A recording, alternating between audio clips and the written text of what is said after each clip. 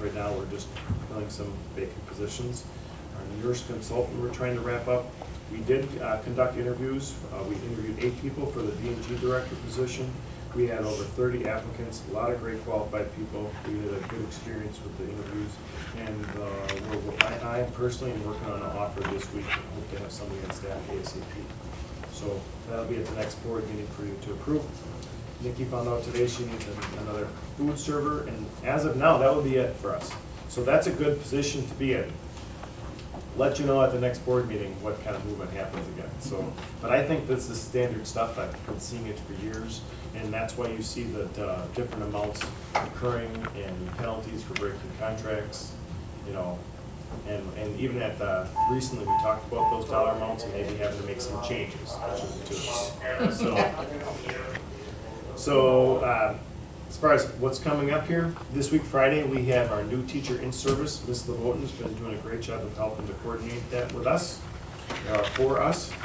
Monday next week is the beginning of in-service for our staff. They're coming in Monday through Thursday. Tuesday is the all-district day, where everybody we're asking to, if you work for the district, please come in. We have a great deal of emergency preparedness training that's been coordinated. Receiving the safety grant, we were required, we have half a day of trauma-informed care training.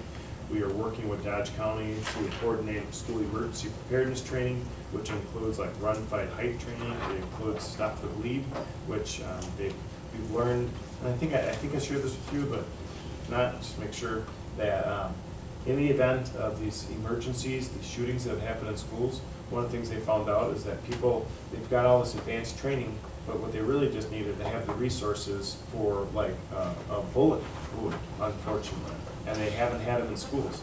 So we invested, with grant funds, we purchased those kits for classrooms and large go bags, and so, fortunately, we'll have great resources. Unfortunately, in today's society, we have great resources, Then next week, Thursday, is our open house, and this piece right here is going to actually be in the newspaper this week, inviting everybody to come in our community, to send a message out to the facility study committee members, asking for them to come and do a RSVP to come at 6 o'clock that night. So it's exciting, and again, it's progress. So we are absolutely transforming our schools. We're doing some great investment in the buildings, but it is a phase. It's a 2-year process for Mayville High School. So they're going to see lots of great things occurring at the high school with a lot of work in progress. So we've got Labor Day coming up, which means that the first day of school is September 4th, and the board meeting is not on the 3rd, so I moved it in the calendar, sent an invite automatically to you, so the meeting will be on Tuesday, September 4th. So, otherwise, the meeting would be the first Monday of the month, which will be the next week. So what would you like? Just realize that.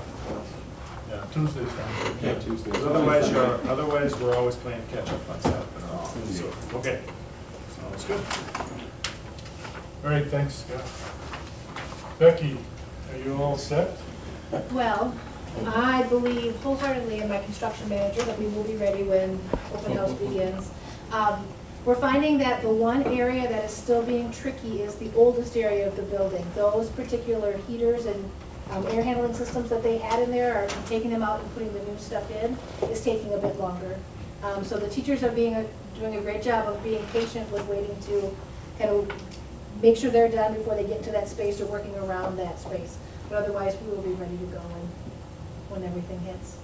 Do you know, are they gonna fill that space in between the old ones were bigger, wider? There depends on the teacher. Some of them are just opting to completely get rid of the old metal ones completely and then just use some wooden shelves there, or just leave that space open. I know they've got, part of it is the metal ventilation duct that's going to be there hidden behind some of those bookshelves. But yeah, I don't think if there's a little bit of a space left, that's going to be okay. We're just painting the wall. Bookshelves. Bookshelves, or they'll put a chair there, but they're both painting the wall underneath that so it's consistent with the rest of the classroom. All right, thanks, Becky. Bob? Ready or not Ready? No, we're not ready. We're far from being ready. Very little was left in place at the departure of our last principal.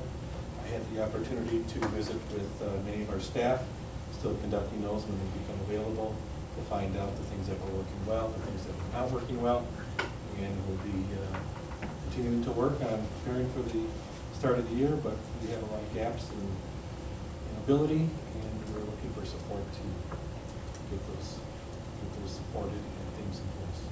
Okay, thank you. Lee?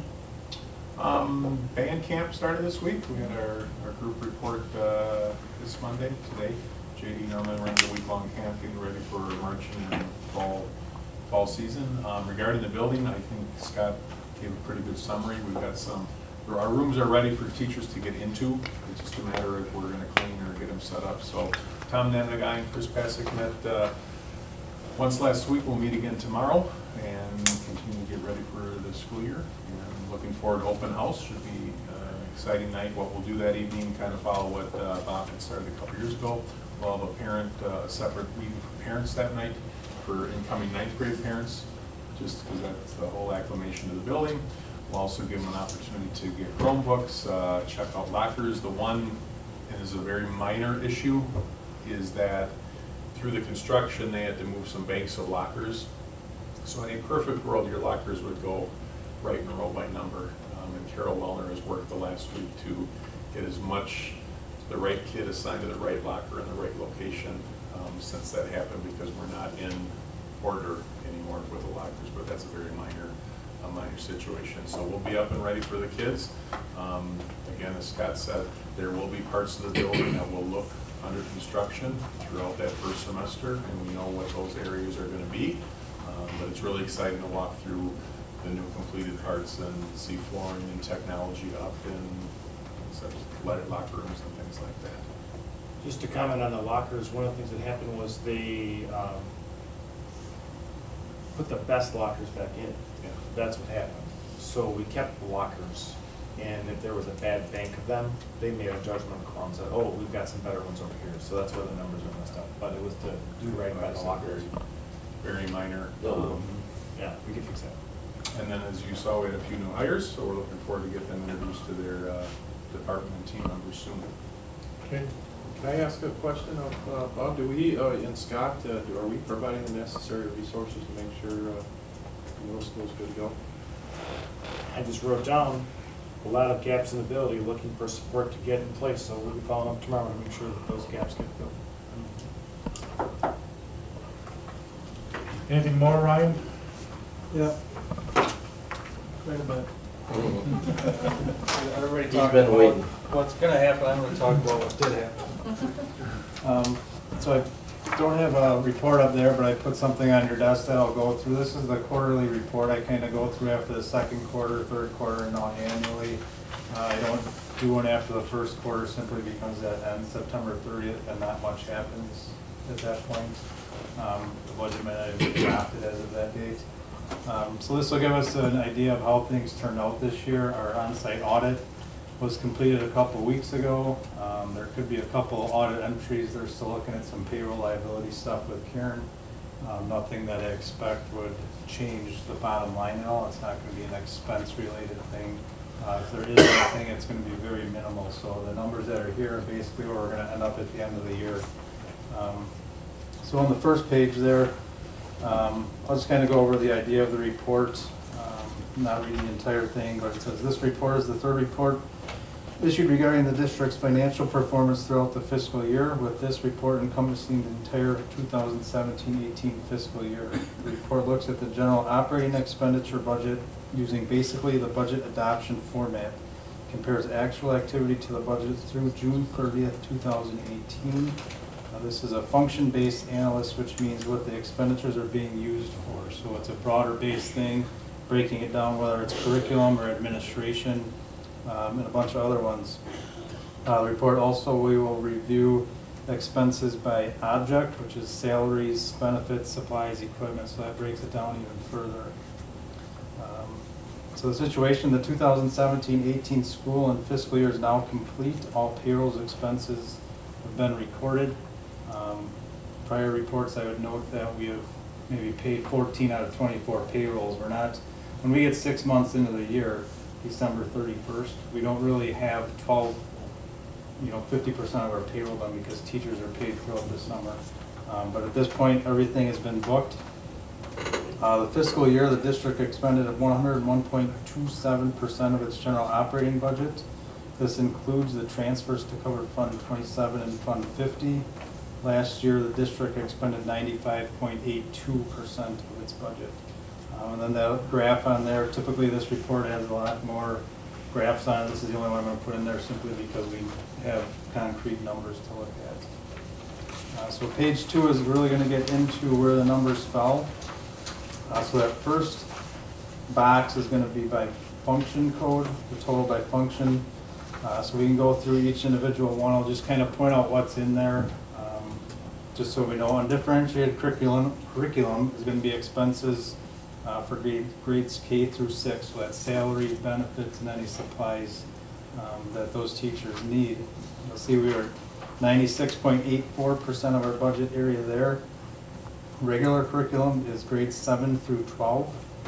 We're at 101.92%. There is one teacher that has half their salary coded in there that I actually have to take out. And that's going to go towards the bottom, that other special needs. So once that entry is done and approved by auditors, our regular curriculum is going to basically be in line with where our budget was. And so will the other special needs at the very bottom of that box, which is our at-risk teacher. The business administration cost consists of custodial costs, business costs, buildings and grounds costs, and then utilities. This is also where you'll find the buses that we purchased. So that budget was at 121.74% of the expended budget. And that is a result of the buses and a couple of other items that weren't budgeted during the year, which we'll cover when we get to the last page. Operating transfers, that's the Fund 27, Fund 50 transfers. We had budgeted 1.182 million and they came to 1.143, so we are under budget there as well. School building administration, these are all the school district administrators and their secretaries are coded here. And that came in at 94.66% of the budget, so that one was under. Purchased instructional services, that's where we're going to find the open enrollment costs for open enrollees out, as well as any voucher costs. So we budgeted $655,000. We are at $633,000, so 96.64% of the budget. Our vocational curriculum, that is some specialized teachers at the high school, would be our agriculture, business ed teachers, and tech ed teachers. We are within 0.36% on the budget in that area. Co-curricular activities, that's all of your coaches and any other extracurriculars that we have. And we are under budget there as well at $403,343. General administration costs, that will be the superintendent, any board costs come out of there, legal fees come out of there, and then our audit fees come out of there as well. And that is at 95.67% of our $389,000 budget. Central services is IT, software costs, and phone services. We're at 106.43% there. Physical curriculum, that's just the FIED teachers that we have in the district. We came in under budget there as well. Pupil services, that's our director of instruction, guidance counselors, nurses, psychologists that the school utilizes. We are a little bit over budget there at $310,953. Other support services, those are exclusively retirement benefits. So we budgeted $208,998. We were at $210,121. The next one down, instructional staff services. That's going to be library costs and CISA payments that we make, and that was at 108.78% of the budget. Insurances and judgments. This is workers' comp insurance and general liability insurance. We budgeted $211,000. We actually expended $139,000. We had a very high budget for workers' comp, and we didn't actually end up having to pay that much. So that's where we got quite a bit of savings. And then other special needs, that's our at-risk teacher. We budgeted $92,600. Right now there's $50 in there. Once I email auditors and they give me the okay to just cost shift that money around, that'll basically be in line with where the budget was.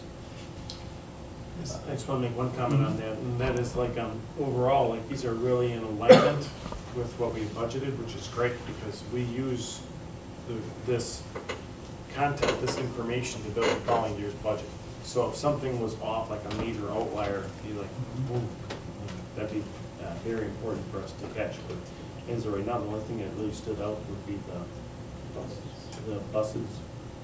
Yeah, so that second box is gonna break it down even further, where we had budgeted 6.567 million and, or 6.557 million in salaries, and we were at 6.567, so we're within 0.15% in salaries. Benefits, we were below budget there.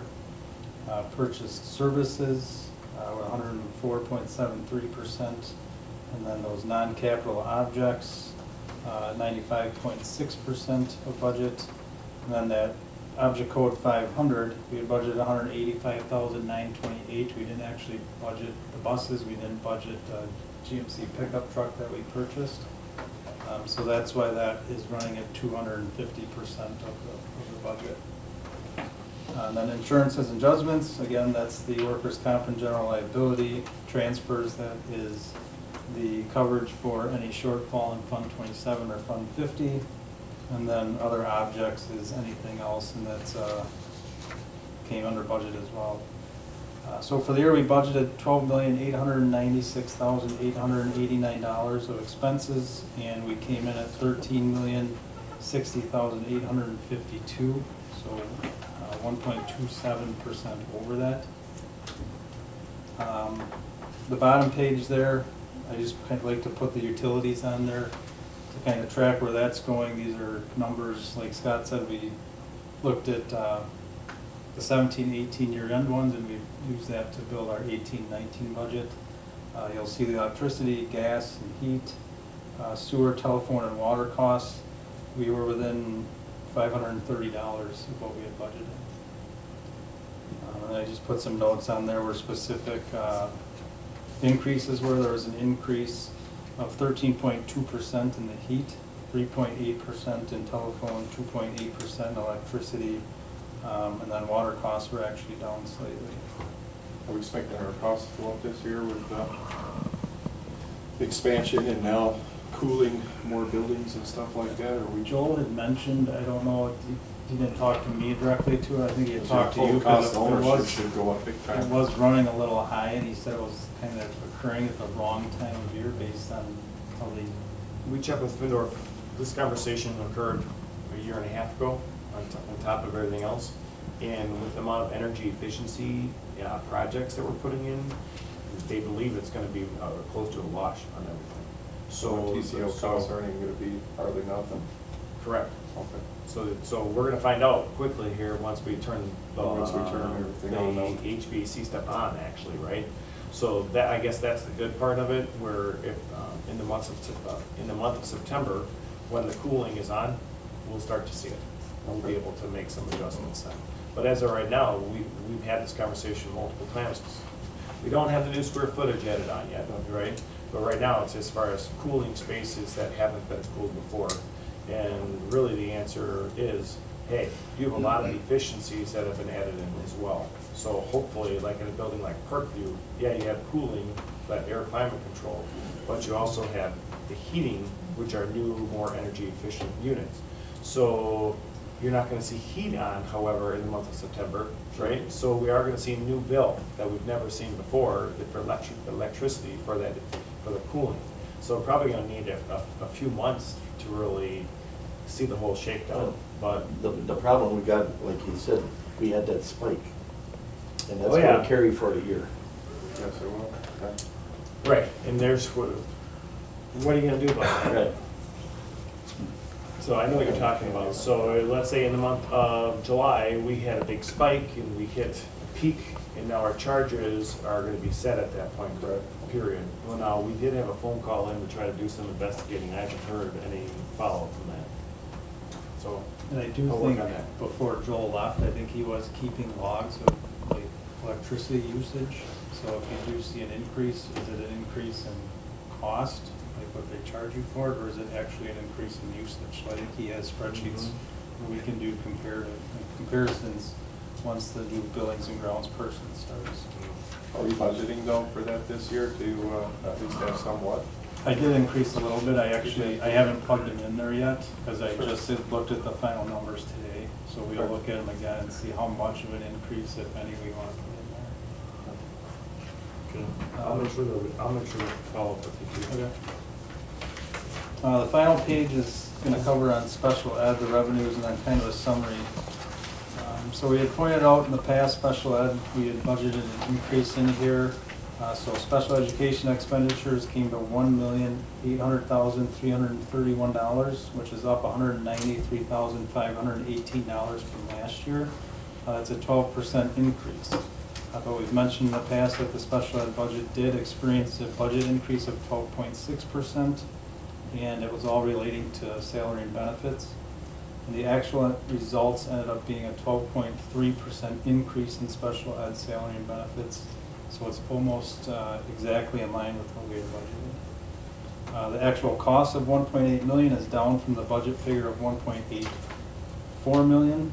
So that's down about 2.3% in actual special education expenses, even including the increase in salary and benefits. The revenues, as we've mentioned in the past, 85% of our money comes from general operations comes from general allocation and state aid or property tax revenues. We actually got our final property tax payment for Dodge County today. It was about $1.7 million. So every major revenue that were to receive is in. So that taxes would have been on the books as accounts receivable at the end of the year. But we did receive that today. Total Fund 10 revenue for the year was at 107% of what we had budgeted. Stuff that's in there is school fees, any student resale accounts, teach grants, some title grants, sports revenue, library aid, transportation aid, and then some other smaller grants that we have. And then the Fund 27 special ed revenues, we took in $705,000 there. That includes our flow-through grant aid, our state aid, high-cost aid on transportation for special ed students, and then we received some Medicaid payments throughout the year. So the revenues were both up. Then looking down at the summary, I'm just going to read what it says. Under pending any final audit related entries, the district will experience a deficit of $80,965. That is after experiencing unbudgeted costs for the 3 new buses and LP related costs, a new GMC truck, and a large room repair improvement at Parkview. Despite those added costs, we were able to mitigate the deficit by experiencing an increase in our interest rates at TSB Bank and LGIP, resulting in $11,000 more in interest income, a $33,000 increase in our workers' comp refund, $33,000 more in SBS/Medicaid payments, and then we also used up some of our flow-through special education aid carryover to the tune of $32,000 more than last year. So we kind of made up for going into the hole a little bit by taking in more revenue, some of it planned, some of it unplanned. The interest rates were what they were. We took in about $31,000 in interest compared to the district I came from, where they actually had the short-term borrow money, ended up paying quite a bit in interest. So that not having to borrow helps to begin with, and then taking in interest also kind of helps pay a couple smaller salaries. So that's the status of what happened this year. Kind of what we're working on now is we're just kind of waiting on the auditors for the word, and then we'll do our year-end filing. And as Scott mentioned, we're kind of jumping back into budget mode here. Some of the things we have to do yet is put in the last of the teachers, any turnover there. We have to review our insurance census to make sure there weren't any big changes on there. You have somebody that comes in and takes a family health insurance plan, you're looking at $18,000 to $19,000 if they don't. Or on their spouse's plan, it's no cost. So we have to review those. We're going to review open enrollment. We did get some equalization value numbers from Baird late last week, so we're going to plug those in. We'll put them into our Baird model. City Mayville, Send up those? 4%. Yeah, oh, they did, okay. That's all. We can make a Any copy. chance you could share that? Yep. Oh, sure, I appreciate that. So we'll plug those into Baird, we'll put them into Excel, we put them into Sky.